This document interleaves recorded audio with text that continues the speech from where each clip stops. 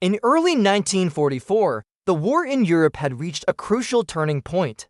The Allied forces were preparing for Operation Overlord, the massive invasion of German-occupied France, and every soldier knew that the battles ahead would demand extraordinary courage. Among them was a young man from Texas, Lafayette Pool, who had grown up on a farm and learned early the value of determination, hard work, and quick thinking. Pool had enlisted in the United States Army with a sense of duty, but also with a quiet resolve to prove himself on the battlefield. Before he would become a legend, he was simply another soldier trying to survive in a world consumed by conflict. As America joined the war effort, the European theater presented challenges that went far beyond the ordinary soldier's training. The 3rd Armored Division, part of General George Patton's mighty forces, became Pool's home. It was here that Pool discovered his natural talent for tank warfare, a combination of intuition, aggressiveness, and an ability to inspire his crew. The Sherman tank, his weapon of choice, was not the most powerful vehicle on the battlefield. Compared to the German Panther and Tiger tanks, the Sherman was lighter, less armored, and often outgunned. Yet Pool saw opportunity where others saw risk. He understood that victory depended not only on firepower, but also on speed, precision, and daring tactics. Pool quickly rose through the ranks, earning the respect of his superiors and the admiration of his men. Unlike many commanders who followed doctrine rigidly, Pool was willing to take calculated risks, often maneuvering his tank into positions that others deemed impossible. His leadership style was personal and hands-on. He trained his crew intensively, ensuring they could operate as a single, highly effective unit. Every drill, every practice maneuver, was executed with the realism of combat in mind. Pool believed that success was the product of preparation, courage, and the ability to adapt instantly to changing circumstances. The young sergeant's reputation spread quickly through the division. Stories of his exploits began to reach both the American command and the enemy. He had a natural instinct for finding weaknesses in German defenses and exploiting them ruthlessly. But Pool remained humble, often attributing his victories to the skill and bravery of his crew rather than to himself. In a war defined by large-scale strategies and mass movements, Pool's individual ingenuity and personal leadership marked him as a soldier who could change the tide of battle with a single decision. His journey from farm boy to tank commander would soon culminate in a series of daring missions that would secure his place in military history. By mid-1944, Staff Sergeant Lafayette Pool had firmly established himself as a formidable tank commander within the 3rd Armored Division. Unlike many officers who relied strictly on established doctrine, Pool understood that conventional tactics were insufficient when facing the German armored forces. The Panthers and Tigers that dominated the European battlefield were heavily armored and equipped with powerful guns capable of destroying a Sherman from long distances. Pool recognized that survival and victory required innovation, speed, and audacity. Pool developed a set of aggressive, unorthodox tactics that became his hallmark. He trained his crew relentlessly, emphasizing drills that built muscle memory and coordination. Each crew member knew not only their own role, but also the entire operation of the tank. Pool's philosophy was simple. A well-trained, highly coordinated crew could offset the Sherman's relative weaknesses.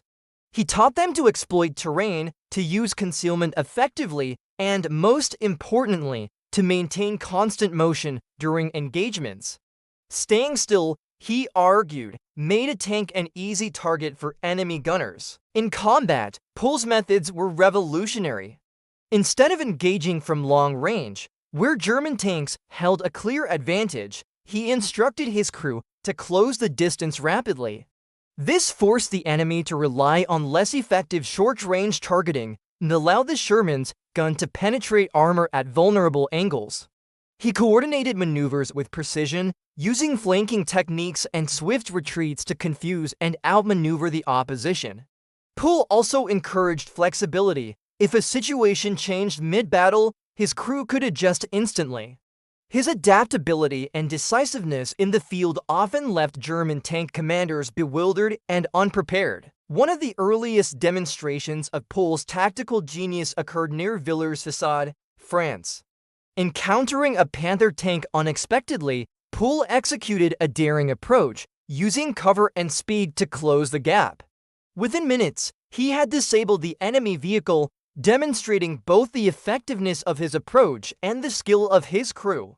Such victories became increasingly common, and Pool's reputation as a near-legendary tank commander grew. His crew, bound by trust and rigorous training, became one of the most efficient Sherman units in the European theater. Pool's methods were not without risk. The aggressive tactics demanded nerves of steel and precise execution. A single mistake could result in destruction of the tank and loss of life. Yet Pool's leadership instilled confidence. Soldiers who operated under him knew that their commander valued ingenuity, courage, and initiative above all else. Through discipline, daring, and a relentless pursuit of excellence, Pool and his crew transformed what many considered a vulnerable Sherman into a lethal instrument of war, changing the way tank combat would be understood in World War II. On September 19, 1944, the 3rd Armored Division faced one of its most critical and dangerous missions. Staff Sergeant Lafayette Pool and his crew were ordered to penetrate the Siegfried Line near Musterbusch, Germany. This heavily fortified German defensive position had resisted previous assaults, and intelligence warned of entrenched enemy tanks, artillery, and well-prepared infantry. Despite these warnings, Pool accepted the challenge with characteristic determination. He knew that success required not only courage, but flawless execution of his unorthodox tactics. From the start, the mission demanded every ounce of skill Pool had cultivated. As the Sherman tanks advanced, Pool instructed his crew to maintain constant movement, close the distance quickly, and strike decisively at enemy armor. Initial progress was promising. Pool's expertise allowed his tank to neutralize German positions efficiently, and his crew's coordination was flawless. The combination of speed, surprise, and aggressive maneuvers created chaos among the defenders, giving the Americans an early advantage. The Siegfried Line, considered nearly impregnable, began to falter under Pool's relentless push. However, the mission soon encountered unforeseen complications. For reasons related to logistics and crew rotations, a new loader, inexperienced in Pool's specific tactics, replaced a veteran crew member. The change disrupted the finely tuned balance of the tank team. Pool, recognizing the potential danger, attempted to compensate through verbal instructions and rapid adjustments. Yet, in the heat of battle, small mistakes escalated quickly. Misfires, delayed reactions, and miscommunications created vulnerabilities that the German forces exploited with deadly precision. As the engagement intensified, the Sherman commanded by Pool came under fire from multiple directions.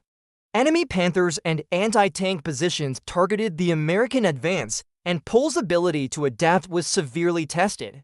Despite his tactical brilliance, the combination of an unfamiliar crew member and the sheer intensity of the enemy assault began to overwhelm the tank. In a final, desperate effort to maintain the offensive, Pool pushed his tank forward to protect fellow units and maximize damage against the Siegfried Line. Tragically, the tank was hit repeatedly, and the relentless firepower of the German forces led to Pool's death. The battle for the Siegfried Line demonstrated both the brilliance and the peril of aggressive tank warfare. Pool's early successes in the engagement exemplified his tactical genius and the power of a well-trained, cohesive crew.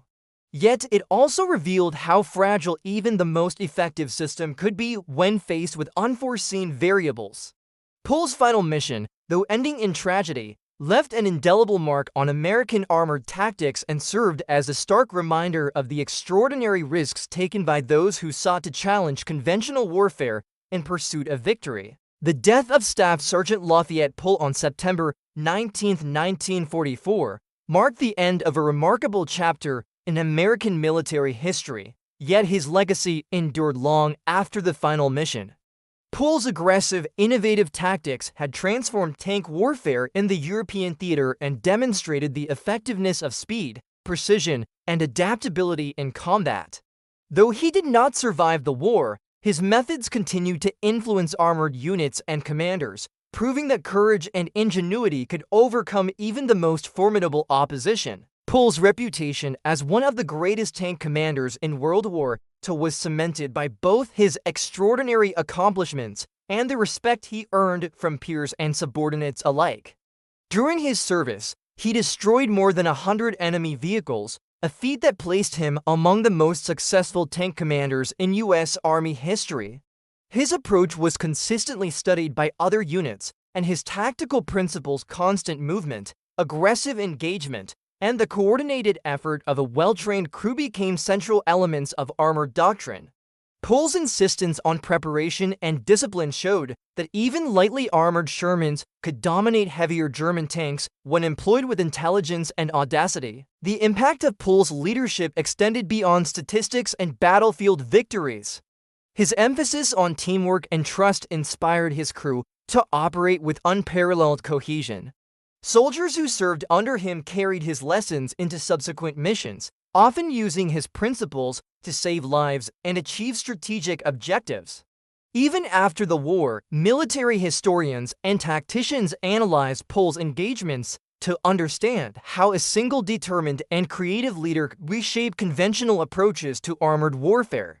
His story became a source of education for future generations of officers, illustrating that tactical innovation and personal leadership are as vital as firepower in combat. Posthumously, Pool received recognition for his heroism and contribution to the war effort, including the Distinguished Service Cross and multiple Silver Stars. Memorials and historical accounts have ensured that his story remains an essential chapter in the narrative of World War II. Beyond awards, however, Pool's true legacy lies in the enduring influence of his combat philosophy. Tank commanders and armored units continue to study his methods, and his legendary status serves as a testament to the power of courage, intellect, and determination in the face of overwhelming odds. Staff Sergeant Lafayette Pool's life and final mission reflect the duality of war, extraordinary heroism, and inevitable tragedy. Yet, his story offers inspiration, a reminder that innovation, leadership, and daring can leave an enduring mark on history. From a young farm boy to a celebrated tank commander, Pool's journey embodies the qualities of a soldier who shaped the course of armored warfare and whose influence echoes through military history even today.